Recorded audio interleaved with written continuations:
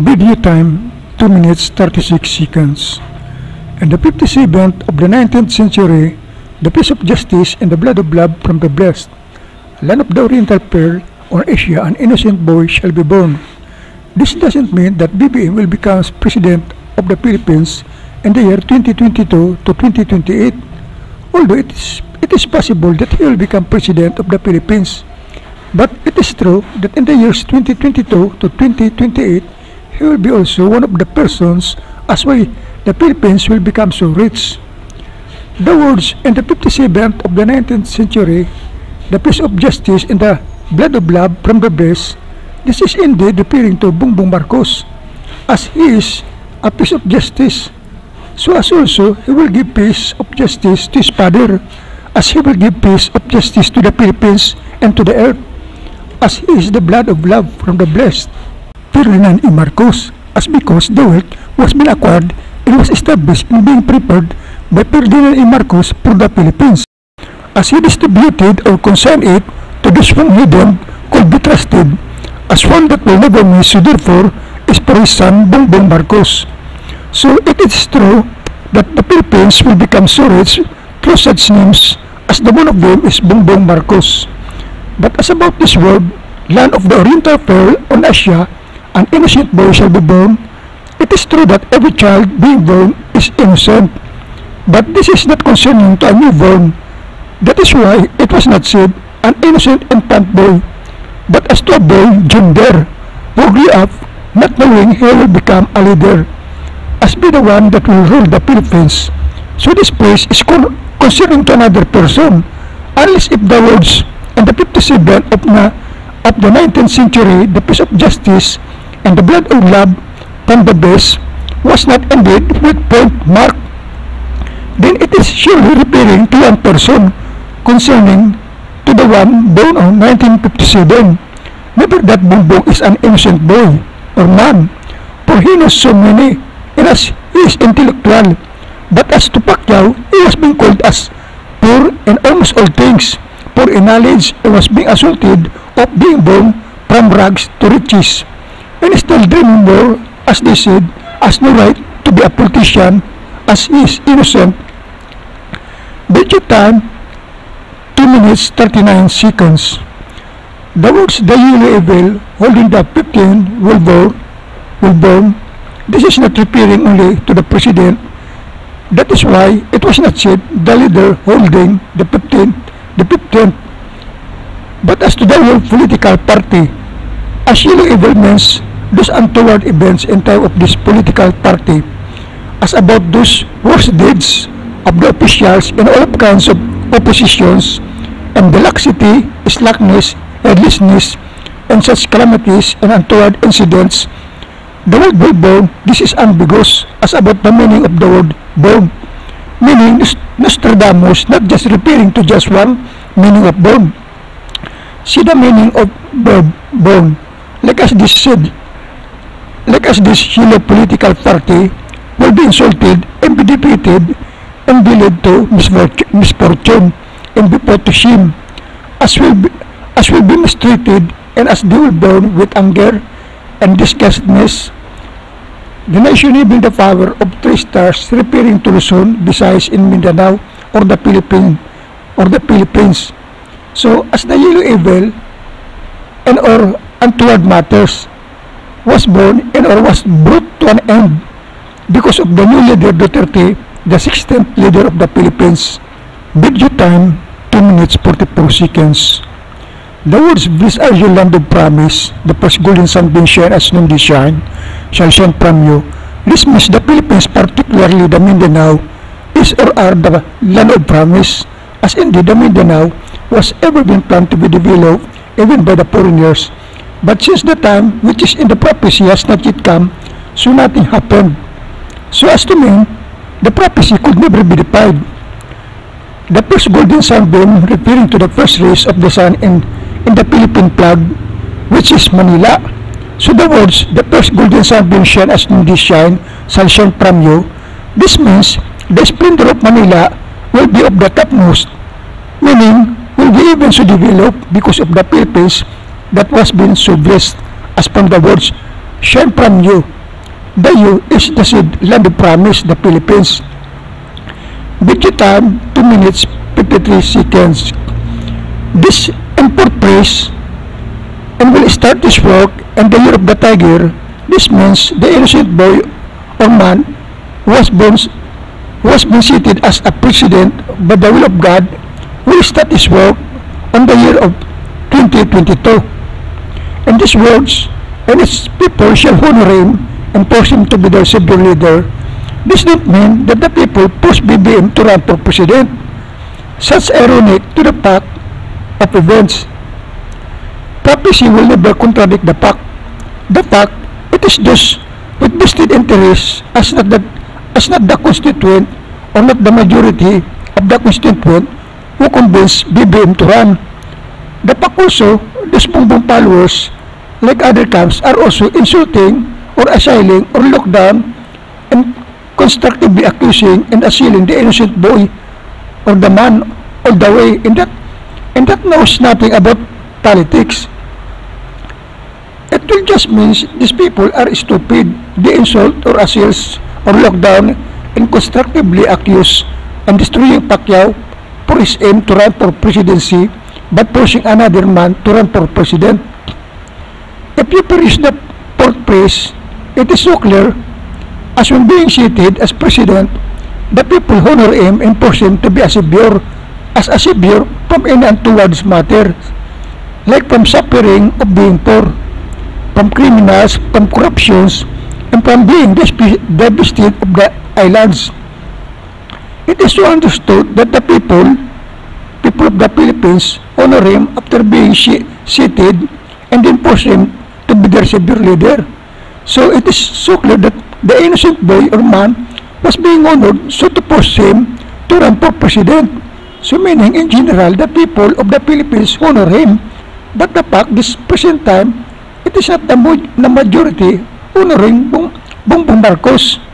Even so, it is majority is still not conforming to the words in its people, which means the people of the Philippines, because the innocent boy was already being seated. So this is another proof that BBM is not the innocent boy or man being cited in this prophecy. The words, and its people shall honor him and force him to be their savior leader, will precede the words, and will start his works at the year of the tiger if the innocent man was not seated or elected yet. Nostradamus will never be imprecise in his statement. Likely it is about prophecy, not unless if it was spoken because its people, it must be past tense, or as its people, it must be past tense, not in its people. Example, as its people or because its people honored and forced him to be their savior leader. And as because if the words, and its people shall honor him and force him to be their savior leader, will be spoken as if the innocent boy or man was not seated yet. It will arrive that the prophecy is with negativeness because the word shall is not precise or not sure as it must be will. So that is why the words, and its people shall honor him and force him to be their savior leader, follows the word, and will start this work at the year of the tiger because as it meant the innocent boy or man was already seated. So it is not Duterte who will prepare for BBM. Unless the Duterte's camp will choose BBM to be their vice presidential candidate or presidential candidate, the Duterte's camp will also, together with the innocent boy or Pacquiao, that will prepare BBM to become president after Pacquiao's term. Video time 3 minutes 4 seconds. The land of promise, which is Philippines, the place where the greatest lover will arise and recovered. This means the greatest lover, Ferdinand A. Marcos, will be remembered and will be justified and will be glorified. BBM will also arise and recover from all his being lost in politics and recovered all that he has to recover. Is their greedy honor and the reputation of his father or their family name, and for their so long time is called wealth. Ferdinand A. Marcos is the blessed BBM is the peace of justice and blood of love from the blessed. There is just concoction or interpolation. They put comma and remove the point mark, which means Ferdinand Marcos is the blessed with his love for the Philippines. So there is two great lovers. That is why there is a said greatest lover, which is Ferdinand Marcos. These words, glory to the heavens, who become red sun, blue sea, and white thunder. This is not about the Philippines flag. The fact the color of the sun in the Philippines flag is yellow. These words are figurative. The red sun means life, health, vigor, courage, love, and religious fervor. As the blue sea means extreme progression or an entrepreneurship industry term created to describe a new market with little competition or barrier standing in the way of innovators. The terms refers to the vast empty ocean of market option and opportunities that occur when a new or agnostic industry or innovation appears, meaning a vast space for welcoming option and opportunities for progression. As the white thunders means peace, tranquility, purity, cleanliness, freshness, as it is an opposite of the scary thunder. So this praise, glory to the heavens, will become red sun, the blue sea, and white thunder, means the matter about this tree is because of the glory of heavens, which is also heaven in one, which is also referring to God as the kingdom of God being written also as kingdom of heaven. So as this means, if God being glorified, the one or those who glorify the God will also be glorified. That is as about who become red sun, blue sea, and white thunder, mainly to the Philippines, and so for all the earth. So again, these words, glory to the heavens, will become red sun, the blue sea, and white thunder, means of glorifying the heavens. It becomes peace and grace and such blessings. How is then to glorify God? It is of doing the will of God, and as what was also stated in Matthew 28 verse 19 to 20. Video time 10 minutes 9 seconds. This is the glory of all glory. The hope of all ages is born from the city at the north. This doesn't mean that Bongbong will become president in the year 2022, or the whole will rule in the earth because of his vast wealth, or as because of the meaning of glory to heavens, who become red sun, the blue sea, and white thunder. So this is the glory of all glory, the hope of all the ages is born from the city at the north, referring to the glory to the heavens, who become red sun, the blue sea, and white thunder. The words is born from the city at the north. This means as was being given or entrusted to the north, as referable to Ferdinand Marcos and Bongbong Marcos. The words, this is the glory of all glory, the hope of all ages. This means this is the best of all the glory to God and glory to the earth that happened of all the ages, as before the new heaven and new earth or new Jerusalem. The word this is not referring to human or BBM. This is referring to the words glory to heavens, who become red sun, blue sea, and white thunder. Again, this is the said glory of all glory, the hope of all ages, and this is also means utopia. Now then, if it is not Duterte who prepares for Bongbong, then it is indeed the innocent boy man will prepare for Bongbong, or as Bongbong Marcos will prepare for himself. Video time 3 minutes 22 seconds, and will end his final mission as the wealthy city. This area land of promise, the restorer of Asia. This means the Philippines will finish his final mission. This is not yet about the last days, as was written in the scripture, Surah 26, verse 88. So the interpretation in this inserted video are wrong, because the 2022 is not the start of the last days, or maybe the one who interpret this prophecy, he means of his current days. So the word restorer of Asia, this is not just as about material wealth, but as about also the faith with God in the name of the Father, and of the Son, and of the Holy Spirit. For as was written, God will call them his people who are not his people, or the Matthew 28 verse 19. If as to see well for humanity, it thus means for the benefit of all nations. So as in the Philippines is a tiger of Asia for the earth. So this prophecy of Nostradamus is not yet referring for the said 1,000 years that was written in the scriptures. As in this time of the said 1,000 years, there will be peace, harmony, or utopia. For in this time, the Iblis, Satan, which is also the serpent Satan, was being thrown and locked into abyss. In this said 1,000 years, many will be purified and be made spotless. Daniel 12 verse 10. I have full details of explanation about this in my other writings. So, if Nostradamus prophesied that the end of the age is on the year 3797, yes, the end of the age, not the end of the earth, meaning after this utopia being led by the Philippines, they will come again in such times the wickedness, and if the wickedness reign, so therefore sufferings and hunger will return. So since there is a prophecy as when the end of the age will start, as it is 3797, so 3797 minus 1000 is 2797. So this is the time when the Iblis, serpent Satan, will be thrown and be locked in abyss for 1,000 years. So since the deceiver of the earth not around, so there will come again the quiet peace or utopia, as the wicked will become more wicked. As in this 1,000 years, many will be purified and be made spotless. Daniel 12 verse 9 to 10, as a preparation for the 1 Thessalonians 4 verses 16 to 17. Video time 3 minutes 37 seconds. By the 16th year after the new millennium of the 21st century, a new leader shall rule the fall of the Oriental island in Asia. His name has 8 letters, beginning as the second letters of alphabet.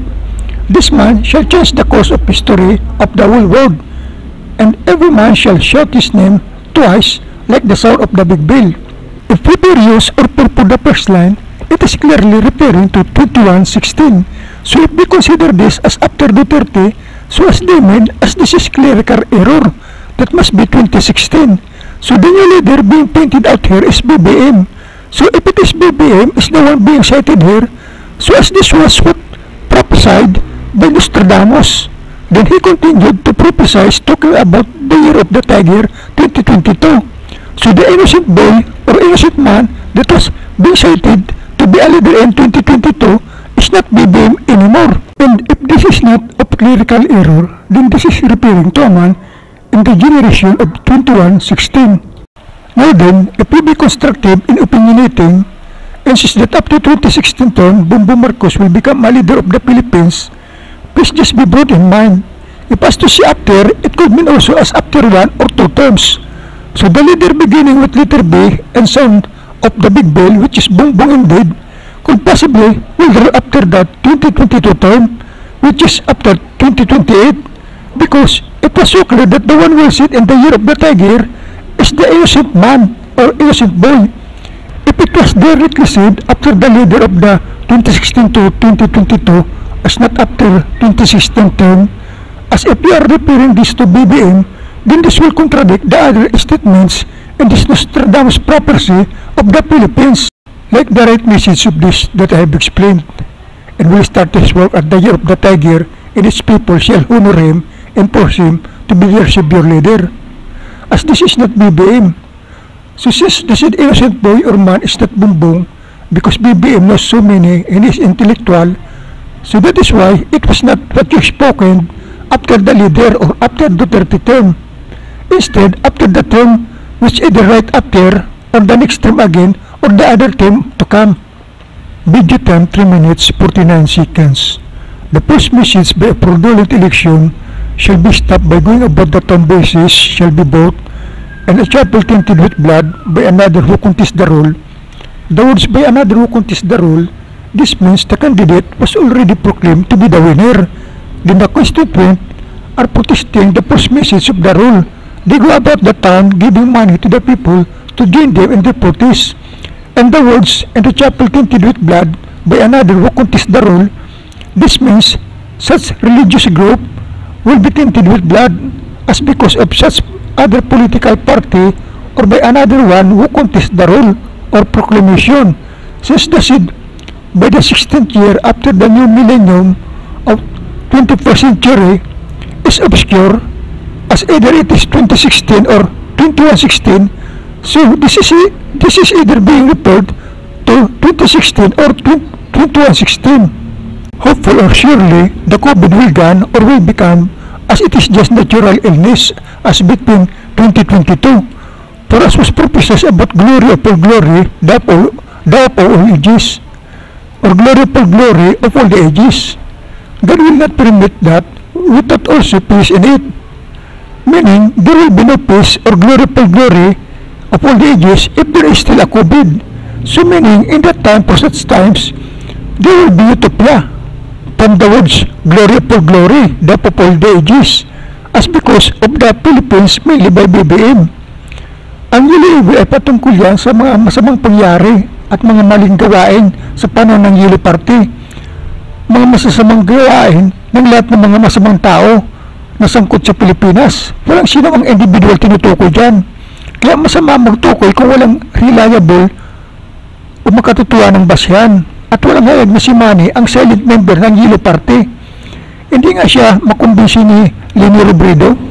Pag sinabing glory for glory, ibig sabihin yan ay kaluwalhatian ng Diyos at ng mundo. Kaya paano may mga muno na babae, ang babae na mumuno lang kung dinispice ng Diyos ang bansa at o kalalakihan. Kaya nga si Sarah ito bili na tatakbo. Kasi ang Diyos nagpaparamdam. Ngayon tulad ng sabi ko, si BBM ay di yan upo sa 2022. Kasi ang upo sa 2022 ay ang innocent boy o innocent man. Sino ba ngayon ang sinasabing walang alam o bubo o inosente? Si BBM dapat noong 2016 ang nakaupo. Sumala ng konti ang hula kasi may nabagong kaganapan sa mga ibang bansa, lalo na sa USA noong nagkaroon ng krisis. Kaya ang mga naka-score na yaman ng Pilipinas di na-release at kaya rin di nakatakbong para pangulo si BBM sa taon na yan.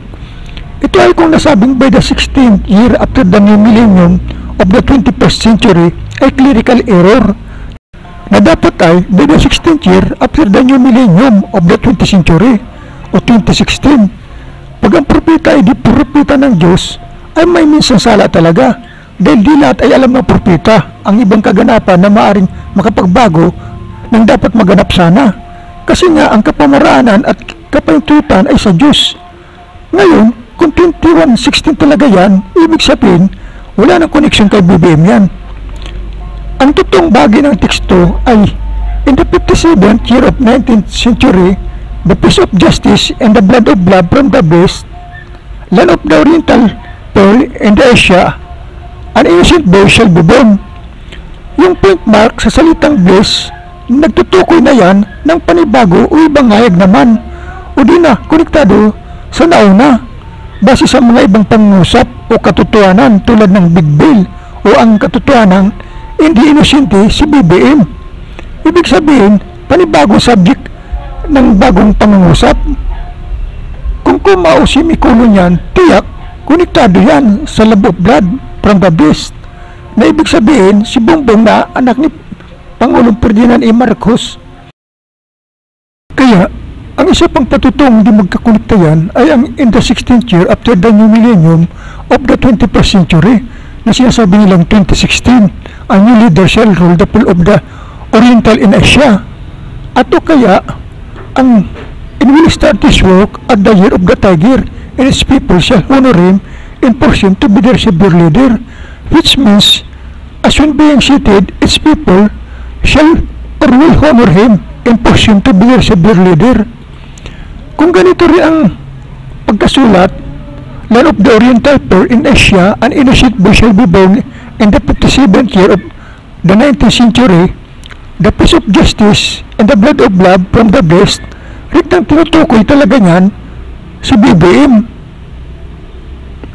At ang by the 16th year after the new millennium of the 21st century, kung talagang patungkol ito sa interpretasyon nila 2016, si BBM ang upo o papayat kay Duterte. Ay kaya di na mahayag ito o kaya ito'y dagdag detalye na lang. I am not talking with my own words. I only interpreting the written prophecy. Don't you realize no one religious reader in his mind or to try to advise the leaders of nations for universal prayer to God? It is because God controlling their mind until such time as God's will that the COVID be eliminated. And hopefully it is between this year of a year to come, as vision from the Lord's glory of all the glory of hope of all the ages. Which I've said, there is no such glory of all glory if there is pandemic or punishment or hardship. Para ito sabdag na ang COVID raw ay di totoo. Ang COVID totoo. Ang COVID nakakamamatay. Ang COVID walang gamot sa katawan di akma o ayaw magtugo sa gamot. Ang COVID ay may gamot lang sa katawang akma o tumutugo sa gamot. Ang COVID ay minsan kusang nawawala lang kung mild lang ang pumasok sa katawan at malakas ang immune system o antibody. Ngunit para sa mas madali ay kailangan ang gamot at vitamin at mga pampalakas na pagkain. Ang mga vaccine ay di naman talagang nakakapuksa ng COVID o hindi suppression o prevention. Dipinsa lang para malabanan ang COVID, kaya nga yung mga na-vaccine ay nakaka-COVID pa rin at nakakahawa pa. Sila nga yung nagpakalat ng sinasabing Delta variant COVID. Kaya nga sinabing variant kasi ibig sabihin naghahalo-halo ang virus. Kasi yung COVID at yung vaccine na virus din ay nagsama-sama. Kung iba't ibang klaseng vaccine o virus, pagkagayon ibig sabihin iba't ibang klase na virus ang vaccine. Kaya ang mga nahawa nila ay nauri na may mga Delta variant COVID. Milyon-milyon na sinasabing may COVID ay wala naman talagang COVID kasi yung mga pang-test ay kahit sipon o prima ay nauri rin COVID. Kasi yung mga pang-test ay hindi 100% na pang-COVID lang. Ibig sabihin, dahil ang prima at o sipon ay virus. Kaya dahil sa ang halos lahat na pang-test ng COVID ay di 100% accurate, kaya kahit sipon at o prima ay nasasabing COVID. The words innocent boy being referred to gender as infant boy, little boy, grown up or mature boy, big boy, good boy, bad boy. It never specifically stated as innocent infant boy or innocent newborn. If it is then, should therefore it is the innocent infant boy as to be specific. But the statement just simply state that there will be a human to be born which is boy and will be an innocent. Soon, I will be going to upload all about the words of God and as to correct all these false teachings and beliefs, just always based from these words. Nothing can shut what God had opened, meaning there is indeed an existing religion of God or church of God, and there is an existing ministry or existing leaders, none other than the Roman Catholic and priesthood, and God and His religion or church. He established the other one covenant or kingdom, as there is two kingdom in His church, but the other one covenant or kingdom become lost sheep, like those Jews who intentionally did not recognize Jesus. But this covenant or kingdom pretend that they know well or loves well Jesus.